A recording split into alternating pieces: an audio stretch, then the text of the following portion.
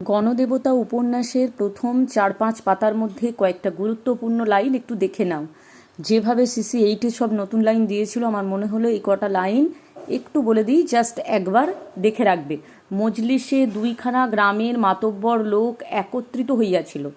কোন মজলিসের কথা বলা হয়েছে? গণদেবতা উপন্যাসের শুরুতেই অনিরুদ্ধ ও গিরিশের বিচার করার জন্য যে মজলিস ডাকা হয়েছিল চণ্ডীমণ্ডপে, সেই মজলিসের কথা বলা হয়েছে। সেখানে কোন কোন মাতব্বর লোক ছিল? হরিশ মণ্ডল, ভবেশ পাল, মুকুন্দ ঘোষ, কীর্তিবাস মণ্ডল, নটবর পাল। ইহারা সব ভারিক্কি লোক, অর্থাৎ বয়স্ক লোক, গ্রামের মাতব্বর, সদগোপ চাষি। পাশের গ্রাম থেকে এসেছিল কে? দ্বারকা চৌধুরী, সেও কিন্তু এই মজলিসে উপস্থিত ছিল। দ্বারকা চৌধুরী প্রবীণ ব্যক্তি, এ অঞ্চলের বিশেষ মান্যগণ্য ব্যক্তি। এককালে এই চৌধুরীদের পূর্বপুরুষরাই কিন্তু জমিদার ছিল।